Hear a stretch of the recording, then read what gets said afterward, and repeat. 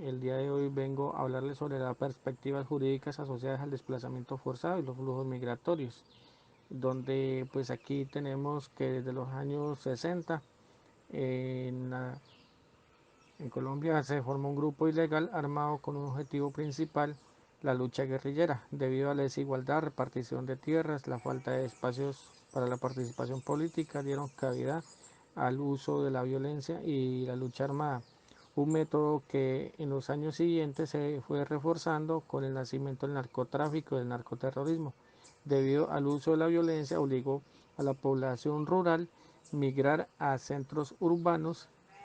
y países vecinos con el fin de proteger la vida, la libertad y evitar el reclutamiento forzado de niños. De esta manera, el conflicto armado también ha traído consecuencias como la violación de los derechos humanos de muchas familias colombianas que fueron víctimas del conflicto armado. Por otro lado, se vieron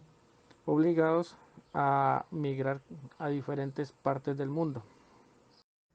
El desplazamiento forzado es un flagelo que sin duda alguna ha sido un acto violento que ha sido de preponderancia en el marco del desarrollo de la guerra interna que vive en nuestro país.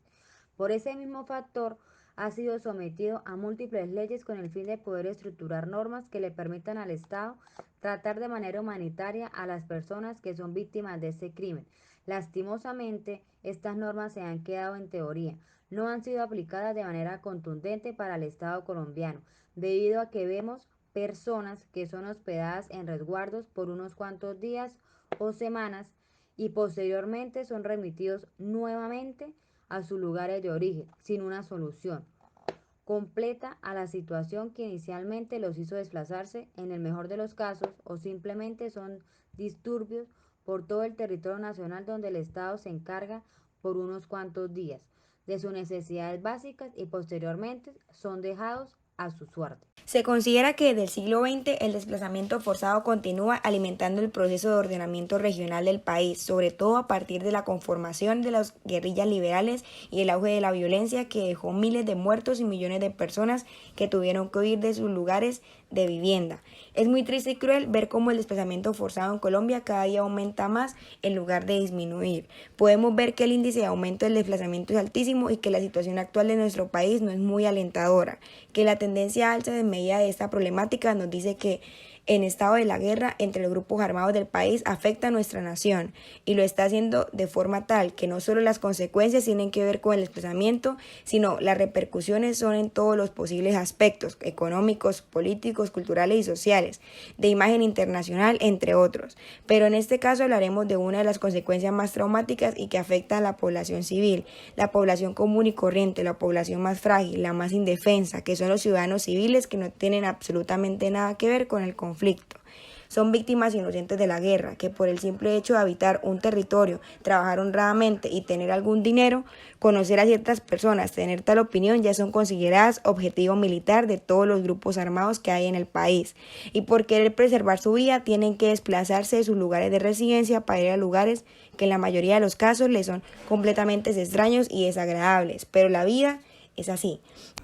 Cuando hablamos de perspectivas de conflicto, nos estamos refiriendo al comportamiento social de las personas o del grupo de personas que compiten entre sí. Pero no todo conflicto tiene que ser violento. Se puede llegar a manejar un medio de negociación. Existen conflictos entre grupos que pasan a ser un conflicto social. Cuando pasa de lo individual a lo grupal, se afecta la propia estructura de la sociedad o su funcionamiento positivo. Como consecuencia de estos conflictos, entonces tenemos el desplazamiento forzado, que es una situación donde se abandona el lugar de origen debido a la violencia, debido a las persecuciones, cuando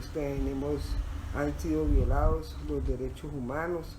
y a raíz de esto, pues entonces da como resultado la migración. Sin duda alguna, los aspectos tratados en el presente video, como la violencia, es un factor fundamental que estimulan la migración de las personas que viven en las zonas urbanas y rurales de nuestro país. Sin embargo, hay otro aspecto fundamental